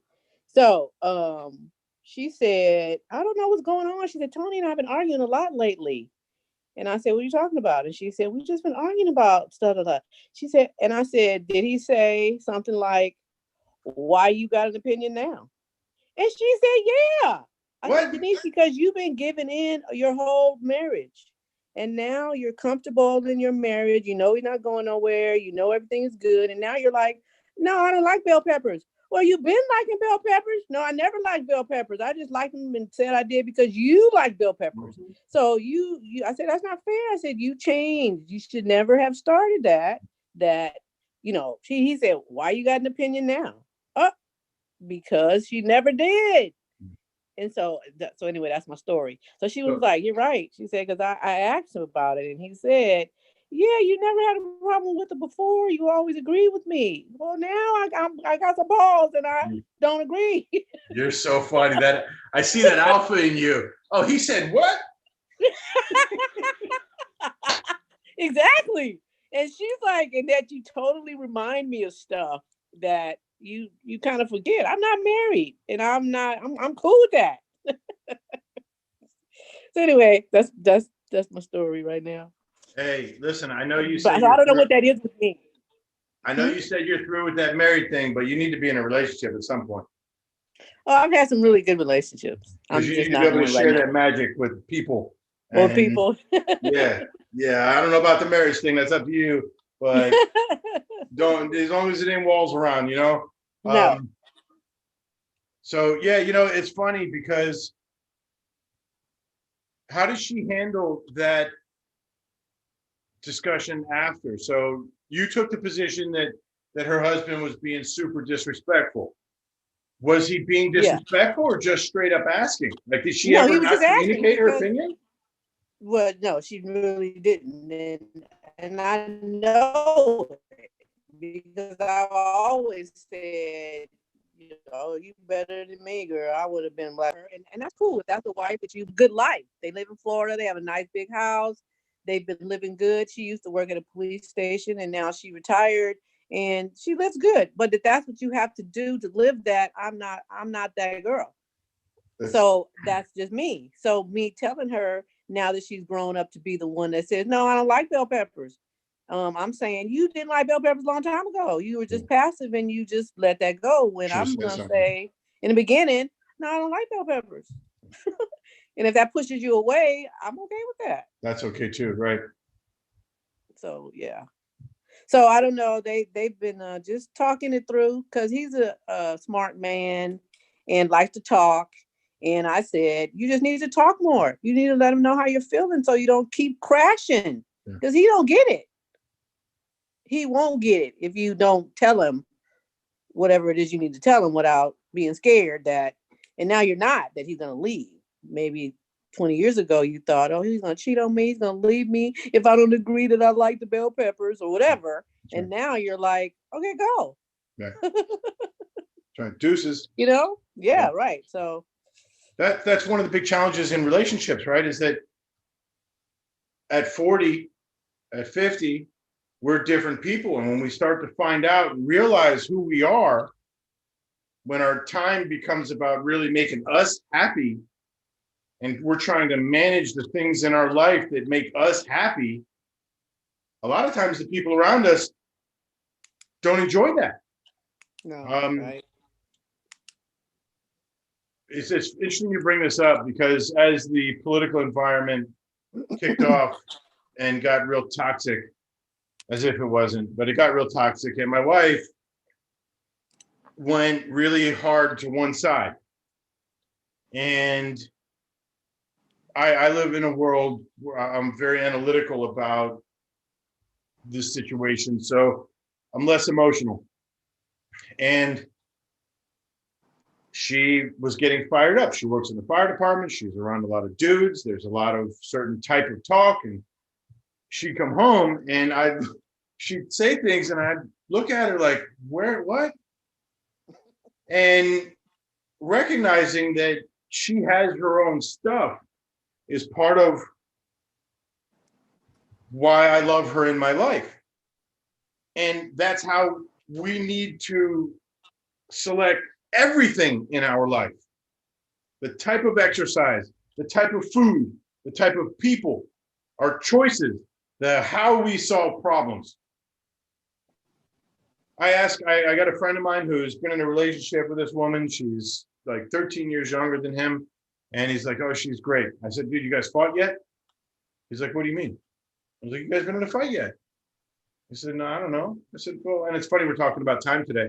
I said, well, what happens when you fight? He goes, I'm not sure. I said, well, you need to find out what happens at the time when you two are fighting. True. What does that mean? Well, does she take that time to build up walls and run? Does she take that time to look for a solution to solve whatever is causing the chaos? Does she just blow it all up? Are you going to do that? And he's like, what do you mean? I was like, well, I know you like to be avoidant. So when you get mad, are you just going to be quiet? Mm-hmm. Because he manages his business that way, and he manages his relationships that way. Mm-hmm. Thankfully, he makes money, so he doesn't see the hit as much.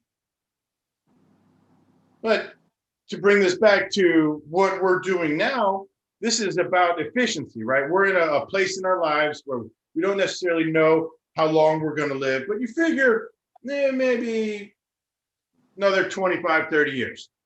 With the pace, with the way technology is going, I understand we get an extra 8 hours a day. We could be 110. I don't want to be 110 if I can't beat Joel. I'm just saying. And I don't know why I'm getting this bookie when I do that, but I figure at 110, that's going to be hard.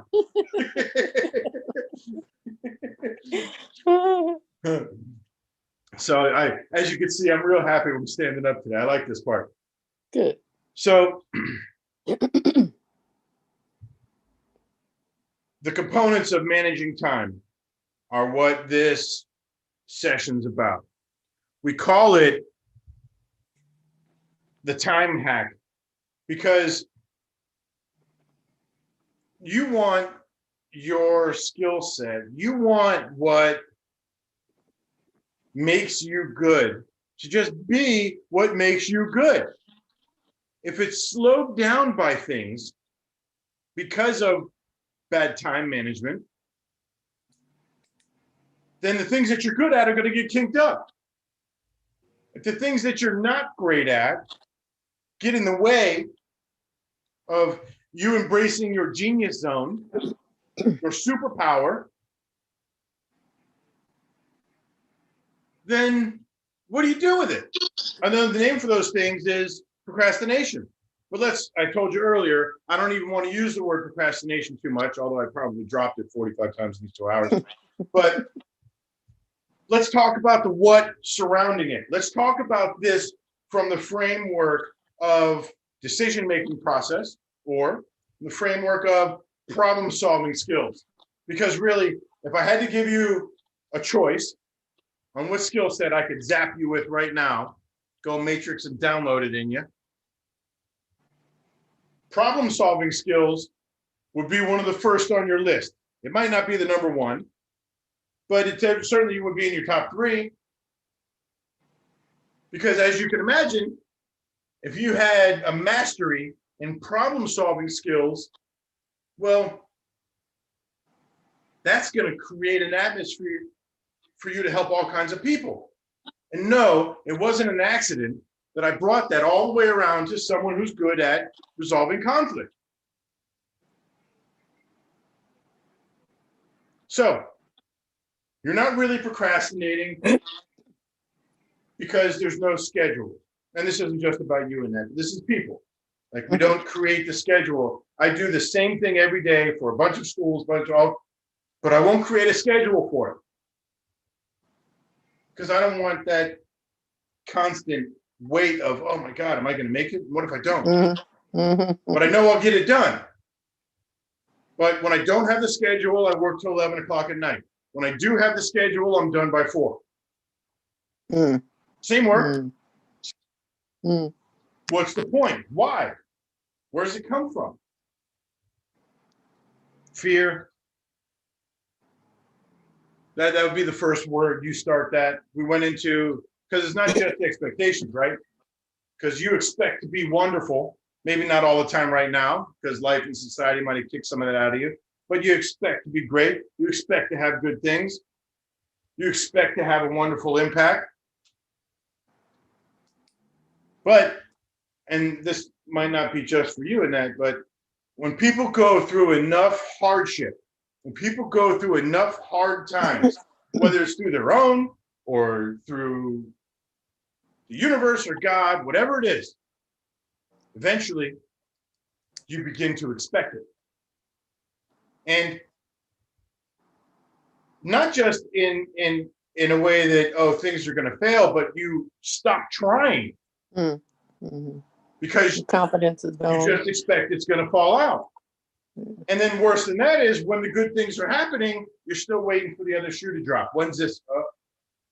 And when you start to do that, right? So you're looking at life and you come from out of the corner and you're standing up. Okay, I'm going to take on life now. And then you just turtle up. I don't want to do that. It's like you just got off the couch to look around. Yeah, it's nice out here. Okay. I did have that. What do you mean? Where you just walk outside and look? Oh yeah, I was there. Oh yeah, I was there. I was afraid to say how I was doing. When people say, "How are you?" I was just like, one day at a time. That's all I would say. One day at a time. Because it was coming at me like rocks. It felt like it. Then I was losing family members like every 2 weeks. I lost somebody from 22-year-old to 94. And that was hurting me because I couldn't go see them. I couldn't visit them. I couldn't go to the service. And then car, and then unemployment denied me, and I had to go to a judge, and I was already mentally like, fucking unemployment, really? Yeah. Yeah, really, like, this is the last Excuse thing I my need right French. now. Right, excuse my French. I've never had to deal with that. So it was just like everything at once. But then everything worked out. I saw the judge and I made a joke with the judge before we even went in the room. And I swear to God, he laughed. So let me tell you. So when I got there, I was supposed to have a meeting with the judge, the appeal judge for unemployment at 12. I got there at 11:15. He didn't come to get me until 1:45. So when he came in there to get me out this room, I'm just sitting there freaking out. He's freaking out. And he's like, Ms. Hawkins, hi, how you doing? How you doing? I'm so sorry. I'm so sorry. And I'm like, it's okay, it's okay, it's okay. Well, it was like a hallway to get to his office. And so he was walking really fast. So I started running like a jog behind him. Yeah, you just want to keep up.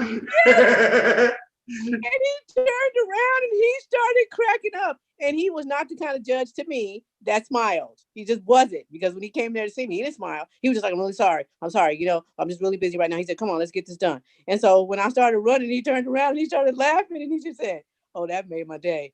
And then the auto club wasn't there to fight me. So it was just me and him. I still didn't know when I left if I won or not, but I did. But you felt good about it or no?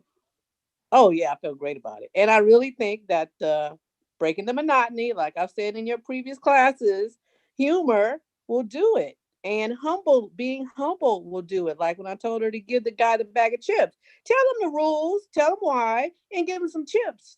And if he don't follow them, you got to stand by what you said. And she said, okay.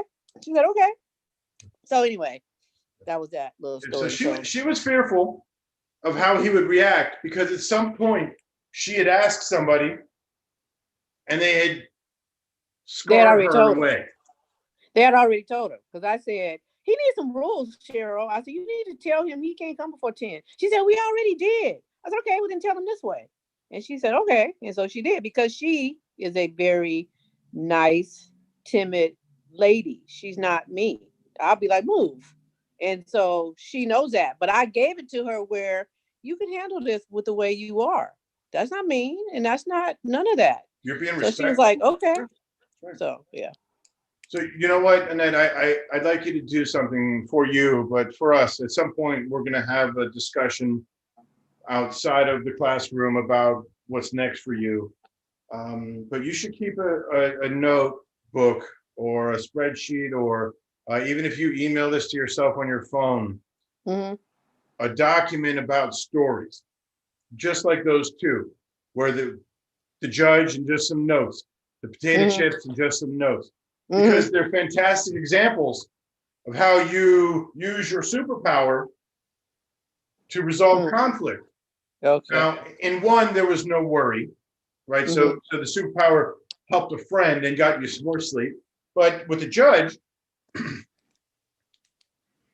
a little bit more confidence in your superpower, and that's how you would have approached that day. It would have removed some of the stress from the situation. Not all of it, of course, because a lot comes with him approving that unemployment.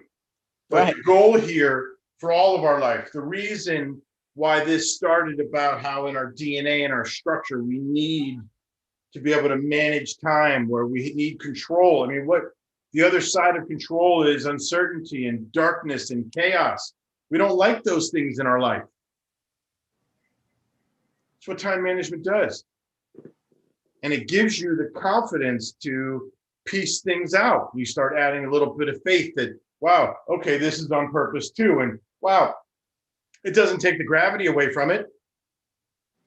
But like when you were going through all those things with the loss of life and the jobs and the stress, inside of it, you didn't even know how to do who you are. But you look back on it now with a grin. Like, yeah, life. Okay, you tried me, but what? And you don't say those things because that's against the house rules. Right. You know, because that's when you're going to stub your toe real good. Right. That's exactly right. I believe in karma. Right. Oh, so I'm not a bragger. Like I told you in the beginning, I said, I don't know how to brag about myself. Remember that? That's right. And then I did the write-up thing. Huh? That's how the stories will help you. Yeah. Okay. Because you don't have to tell somebody, oh yeah, you know, this time I helped this lady and and this guy was this judge and I broke this. No, because people are going to ask you, what can you give me examples? Well, here's one where you saved you. Who knows what? Listen, the judge might have already been looking to approve you. Right. Maybe not. It made me, but it made me. It brought down my anxiety. That little gesture right there helped me.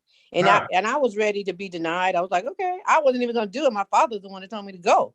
And so I went and did it, but I was prepared either way. But it still gave me a little more confidence on I'm a good person. I'm cool. I'm funny. This crap happened, but whatever you decide. So it was good. So it was good. Okay, so let me tell you this one. So they pushed me to live in a condo. Can I take this one? Yeah, of course. No.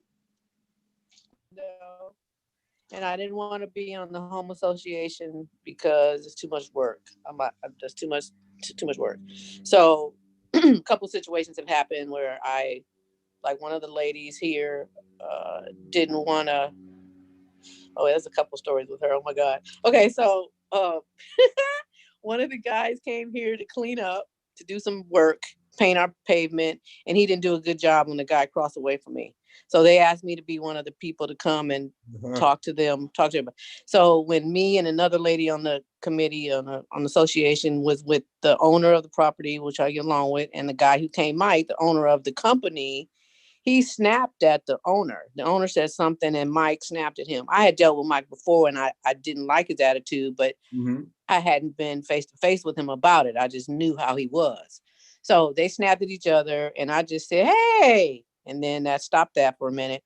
And then we decided we were going to wait until it rained to see what the problem was. So we walked over to the side, just the three of us, the owner, the home association president, and the president and me. And so I told the guy, I said, Mike, I said, dude, I said, you're the professional. I said, you can't talk to people like that. And he said, I know, Annette, I'm sorry. I'm sorry. And I said, okay. I said, I heard you before like that. I said, don't do that. And he said, okay. Well, a few minutes later, the owner of the property asked us to come back. And the other two ladies were talking.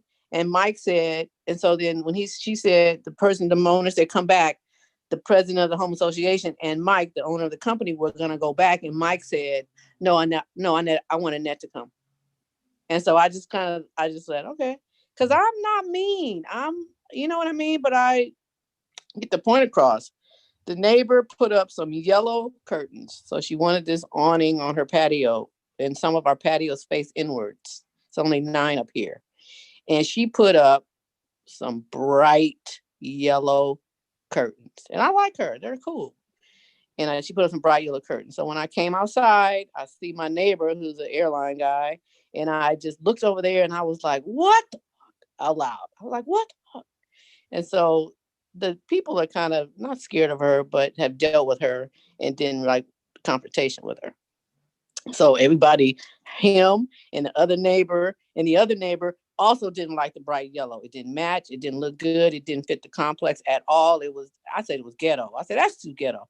So they were asking, who's going to say something? Who's going to say something? And so I avoided her for like a week.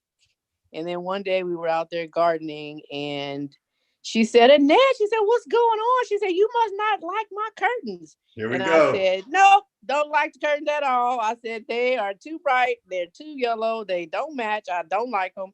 And she said, oh my God. She said, why did you say anything? And her husband said, I told you she didn't like them. Yes. And so her husband said, so she said, why did you say anything?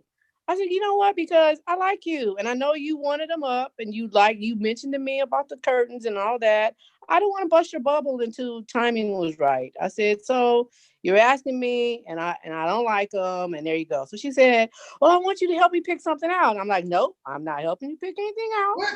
I said, I'll suggest to you a couple different, like a taupe or a mauve. Like a soft, what do you call it? Like a cloud white or something. And so I said, but that bright yellow. So like in 3 days, she had up the new curtains and all my neighbors were like, oh my God, Annette, they were texting me. Annette, you told her. But then my other neighbor said, I saw you when you told her about the curtains and I thought you guys were going to be arguing. But when I looked out there, they were handing you a beer.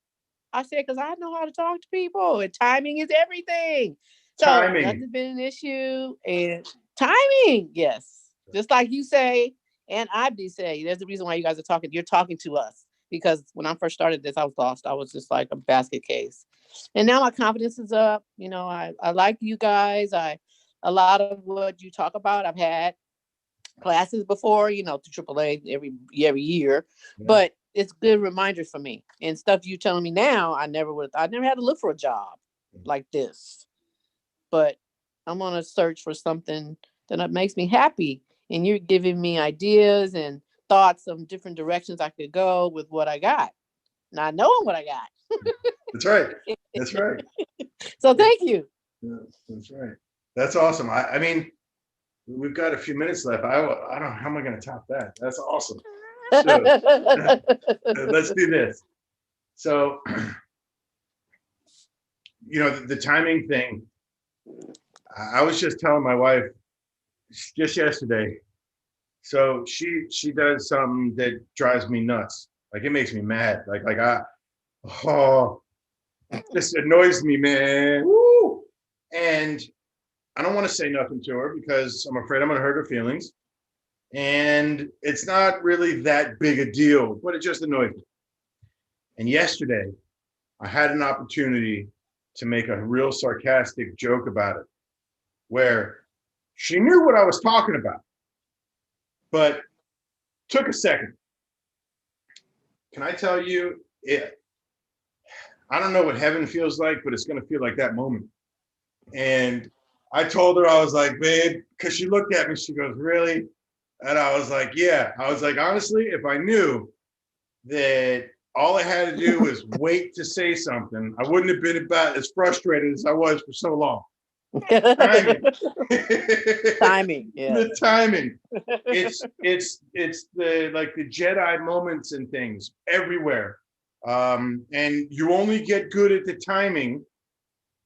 You only get good at the managing the time when you can exercise patience. And you can only exercise patience when you get to a place in your life where you're taking control. When you know that the crazy stuff, not the thoughts, but just all the stuff in our heads is going, that you can settle that down. Mm-hmm. That you can be empowered to go get it. And, you know, the first step in that is activating some event, which you're going to do. You got a 10-hour window. You can't come back next week not saying something. You should email me in a couple days with the list so we can go back and forth about it. Your belief system. Your beliefs, this isn't about your religion. Although your religion's important because your God is giving you these gifts that if you don't use, you're going to have some answering for. But I'm talking about a belief system into who you are. That you've got the gifts, you've got the power, you've got the abilities. I mean, not only have you said so without bragging, but you've told me examples of how they work. Make sure you write them down. There's going to be a lot. Your whole life, in your house, in your job. This is what you've been doing. Yeah. You might as well keep doing it. Listen, when you lost a job, if I told you that in a year from now, or whatever the time frame is going to be, that you're going to have a business that's going to give you everything you want by doing the same things you've been doing, you'd be like, all right, deuces to the job. Even though it still comes with all the stuff that comes with loss. You could see the purpose in it, but we don't get to see the purpose in it right away. So right now, go ahead. Yeah, I was going to say some of the situations that have been, let's see, could have been stressful. The guy took my car to the body shop. I hit a curb underneath and I pulled the panel from under the bottom and I took it to the body shop. And the guy that I've dealt with before, that's why I went there, got up under there and said, oh, this is going to cost you like $2,000. You should go through your insurance for that. And so when he stands up, I said, dude, what are you talking about? I said, you didn't even, I said, I tied it up. I've been under there. What are you talking about? He goes, well, you might have hit an oil pan or something. And I said, well, it's not leaking. And so he said, well, and so I said, well, I want to get under it. I said, I want to get under it. And so he said, what do you mean? You have on shorts. And I said, look, dude, that's what I used to do. I want to get under it. So he says, okay. So a guy standing in there said, dude, she wants to get under it. So I said, he said, well, I don't have a jack. I said, well, then I'm leaving. And he said, okay, well, hold on a minute. You know, Annette, we'll take care of you. I said, well, then get a jack. So he gets a jack. He jacks it up. And so we look under there and I say, no, just replace the 2 bottom panels. That's what I'm paying for. If there's anything else, I'll deal with it. He says, okay. So when I let the car go for 2 days or a day or so, I didn't bug him. I just, whatever you need to do, just do it. So when I called him, it was ready. I go, I pick it up. It's dirty. So I say, I see somebody's washing cars. My car's parked out front. I see that it's dirty. And I say, you know what? Let me tell you something. I didn't appreciate the way you talked to me when I came in here. He goes, what do you mean, Annette? And I told him what I just told you. I said, you were just trying to take me. I said, and I've referred people to you before. I said, don't do that to me and don't do it to people I referred over here. He says, I'm really sorry. I didn't mean to come across that way. I said, yeah, well, you did. I said, and your people probably don't tell you about it, but it's not cool. So he says, anything I can do for you? I said, yeah, you can wash it. And he says, okay. So he washes it. While I'm waiting for him to finish my car, he came to me 3 times in the lobby to apologize to me and tell me that he appreciated me telling him that and that he's sorry and it'll never happen again. When I took the car 2 days later, he called me and asked me if I needed some extra paint to come to stop by and pick up a little vial of paint. And I was like, okay. So yeah, that's another story, y'all, right? Because he tried you. You were like, Yeah. hold up. You let him know, and you changed his whole being. Like, it's not a joke, in that. Like you're gonna have to do something with that power. Like I just don't know what to do with that. I mean, I don't know. To get paid, I don't know how to do that. I don't know. I'll have to figure something out somehow. It's in the wording of what you're telling people you're gonna do, and we'll be working on that. Right now, we just need to maximize what you're doing to be the best you, getting your brain into a learning mindset, getting your head into this professional development mindset where it doesn't matter, because at some point, something's going to line up at the right time. And because you've got your schedule and you're managing your time, you've hacked that process, you're going to be able to take advantage. Yeah, sounds good. I hope you have a wonderful weekend, and I'm serious about if you want to email me some of the things that you're going through for that 10-hour window. I'm here for you. Okay. I'll see you next week. Have an awesome weekend. Yes, you will. I like the new You robe. too. Dr. Ferris, Cool. have a great weekend. Thank you for attending. Absolutely. Bye, doctor. Good day. Bye. See you later. Bye. Good weekend. Bye. Bye, Joe. You too.